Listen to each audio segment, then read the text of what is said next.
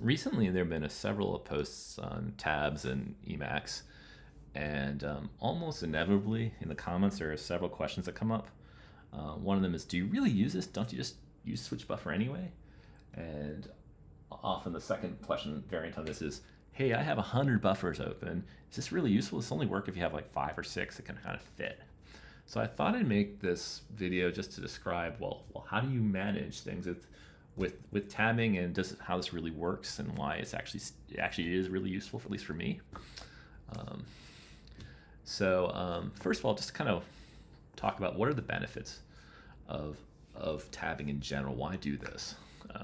One of the main ones for me is it's an interesting visual metaphor, and it's consistent with what other applications use. So particularly the browser or the terminal. And I'm very used to, and I think a lot of people are, working that way in other apps, and you just want to translate that workflow when you come into Emacs and just do the same things you did elsewhere. And anyway, I find a lot of utility in that. Why do people in general like tabs? Well, especially coming from like the browser thing, where having lots of frames or windows in the normal sense, non-Emacs sense, is just kind of hard to manage, and it can be kind of a visual muddle. And the tabs simplify all of that. Gives a very at-a-glance view of all the things you have open, and an easy way to kind of switch between them and kind of manage the actual screen space you have. And that's true here in Emacs as well.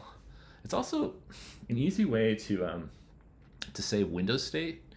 And let me actually go backwards, something I skipped over. So when we see these demos from various people, there are 2 built-in tabbing modes that come with Emacs. One is tab line, and that does a tab per buffer. And the second is tab bar, and that does a tab per window configuration. And that difference may not be immediately apparent if you start just opening one buffer for the window. But as soon as you start to split your frame into multiple windows, then it becomes very clear the difference. In tab bar, you're switching between this general layout of windows and the buffers that are in them. In tab line, it's just like in the browser or terminal. It's just one buffer per tab, and it's a very simple metaphor. So to get back to return back, so the tab bar in particular versions, it provides a really easy way to save window state. You have a bunch of windows sort of laid out, and you want to switch to another activity and then come back again. And tabs there are other options for how to organize and manage this, but tabs are another way that are kind of useful and easy for doing so. So before I get into the full demo, just if you haven't seen anything, my other videos, just a background on my tab config, which is heavily modified, mind you. So one of the big changes, I base everything on tab line, so I like a tab per buffer. However, unlike tab line, I like fixed position tabs. What do I mean by that? Normally tab line basically reflects the current buffer list left to right, which gives it an LRU-like behavior, because as you visit a buffer, it moves to the top of the buffer list. And that's actually one answer to the second question: how do you manage hundreds of buffers, which you can only fit, like, say 10 tabs at most in your actual visible screen? Well, the 10 you're going to see, even in default tab line, are going to be the last 10 you more or less worked on. And that's not a bad starting place for like how to organize things, and it's not, and actually they're more likely to be the useful ones of the other 90 that you happen to have open. However, having said all that, I don't like that myself for my own work. I want things to stay exactly where I put them, and I'd rather very actively manage what's there. So in my version of the world, the tabs are where the tabs are, and I will drag and drop them into place to put them exactly where I want them to be. I will close them if I decide, for instance, I'm done with groceries. I don't want it there. And I just like to keep an exact layout of tabs around to map to what I'm doing.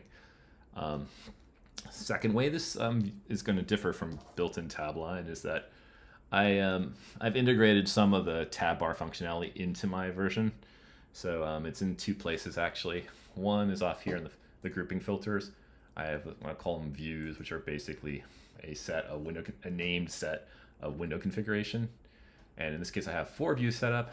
The default one where I'm doing the demo, a random coding one with the SQL line project in, another coding one, and I put a third one in there, squirrel This is scroll SQL. Let's go back to default. So that basically melds in the kind of window configuration management. Oh, let's put my view back to normal. I also bind it down here in the mode line, which I find super useful to figure out where I'm at. So this just tells me I'm in the default space.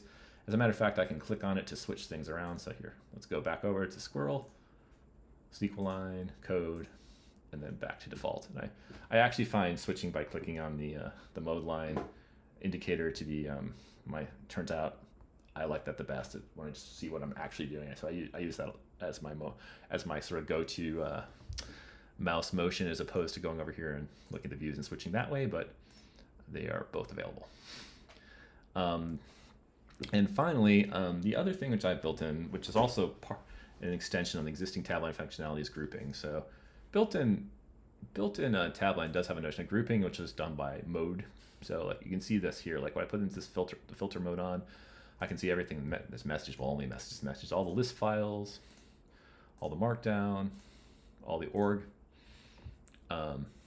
I have extended this a little bit, so I have a couple extra filters in there besides just views that I've already shown. One is files, which shows me all the buffers that are backed by a file. Project, which shows me all the other files in the related to the current buffer that are in the same project, in the sense of project.l and git have they share the same git root, which I also find super useful as an organizational technique. The other thing which I can do is if I care, I can reorganize everything again based on the current buffer list and just kind of swap everything into the LRU form, which is occasionally useful when you have disorganized your tabs to the point where you need to start fresh. Let's put demo back here. Oh, and one other variant of this that I should mention is that you'll notice that when I switch a view, that the buffers are totally different, and that is on purpose. The buffers and I should say the tabs in the are per view, and they're isolated from each other. So this is another way I kind of manage things. So I don't see intermixed tabs here. I have all these Java files that happen along this project.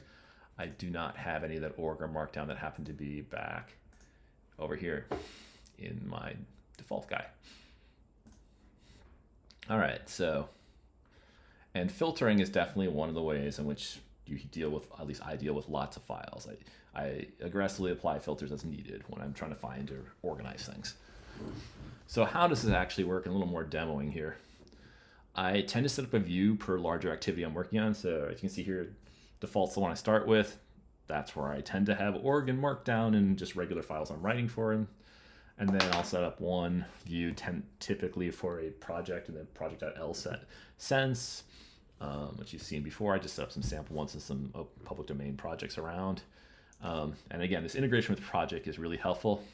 So I already had built that in, but I tend to segregate my views that way as well. It works great. I don't switch buffers that often. So like when I notice, like even if I have 50 things open, I'm working on 2 or 3 actively at a time. Those are the 2 or 3 I want to see the tabs. And I stay in one buffer for a while, and then I move to the next buffer, and then I come back again. Unless I'm doing something in code and I'm going off. Let's do an example here and cross-referencing something or other. Let's see if this will work. This is too small of a file. Let's see, what's the error handler? Go to definition. So this would be an example of, it's in the same file. But you get the idea. So this is an organic use of cross-ref to kind of move my way around buffers. It's one way of thinking about things. Then there's actual tabbing. I'll get back to demo. Here we are. But my normal workflow is, you stay in one buffer, you move over to another one, maybe during a cross-ref, maybe because you had to switch and look at something. If I'm really actively working on 2 things, back and forth, then I will tend to split the window. Either I actually tend to like to do vertical ones like this, but and then I'll have the 2 buffers open, so I have 2 guys working, and I'll be working back and forth, or perhaps let's go back.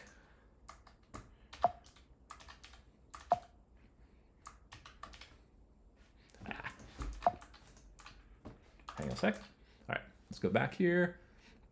But yeah, I'll split when I'm really flopping back and forth. Oh, and here's another opportunity to demonstrate another filtering thing. So as you can see here, this buffer now is modified because I typed some stuff by mistake. One of the other filters I have, which I also find super useful at times, is just what are all the modified file buffers around? And this is the only one right now. Let's undo that weirdness. There we go.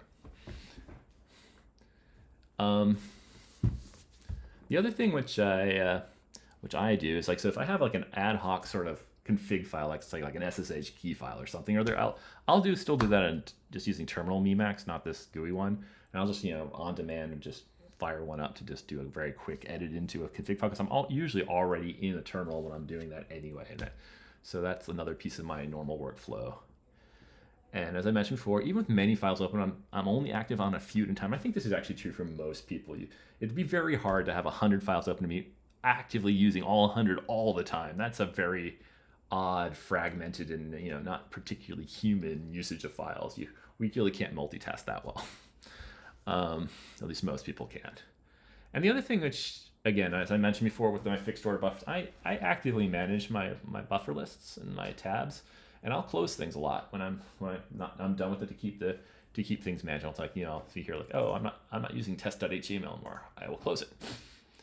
So when you throw all that together, the system really works really well for a fairly large number of files, more than we can visually fit here, but nevertheless comfortably working on a real size project and a reasonable normal amount of file buffers.